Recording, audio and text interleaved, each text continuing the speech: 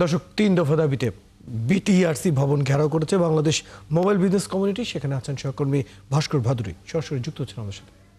ভাস্কর, সেখানকার পরিস্থিতি কেমন দেখছেন এবং কি কি দাবি নিয়ে আন্দোলন হচ্ছে? রয়্যাল মূলত সারা বাংলাদেশের মোবাইল বিক্রি, মোবাইলের যন্ত্রাংশ সারানো এবং একই সাথে মোবাইল ব্যবসার সাথে জড়িত যে সকল দোকানি, ব্যবসায়ী কিংবা কর্মকর্তা এবং কর্মচারীরা রয়েছেন তাদের সকলের পূর্ব ঘোষিত কর্মসূচি কিন্তু আজকে বিটিআরসি ভবন ঘেরাও।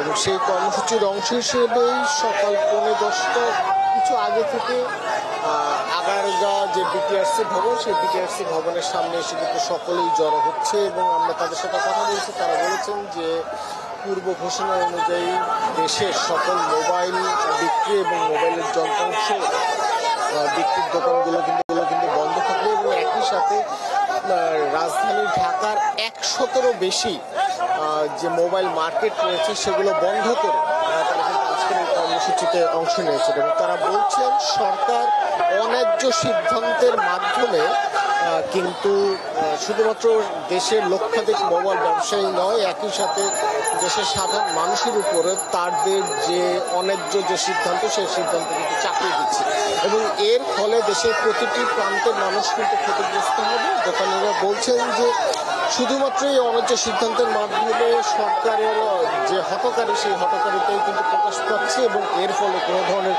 জনসেবা সংক্রান্ত যে ধরনের কর্মসূচি অথবা যে ধরনের পরিকল্পনা রয়েছে সেই ধরনের পরিকল্পনা কিন্তু কোনো কিছু বাস্তবায়ন হচ্ছে না। তারা বলছেন 16ই ডিসেম্বর থেকে সরকার যে নতুন সিদ্ধান্ত নিতে যাচ্ছে সেই সিদ্ধান্তের মাধ্যমে শুধুমাত্র দেশের সাধারণ জনগণ ক্ষতিগ্রস্ত হবে এবং একই সাথে ফোন আমদানির ক্ষেত্রে যে একটি বড় ধরনের নিষেধাজ্ঞা দেওয়া হয়েছে এবং নিষেধাজ্ঞা চলতে থাকে তাহলে দেশের প্রতিটি। ভাস্কর ভাদুরী, আপনি খবরাখবর রাখতে থাকুন, পরবর্তীতে আবার আপনার সাথে যুক্ত হবো। দর্শক, আমাদের সাথে আমাদের সহকর্মী ভাস্কর ভাদুরী যুক্ত ছিলেন। বিটিআরসি ভবন ঘেরাও করে যে বাংলাদেশ মোবাইল বিজনেস কমিউনিটি যে ঘোষণা দিয়েছে, যে কার্যক্রম চলছে, সেটি নিয়ে আমরা সর্বশেষ জানছিলাম।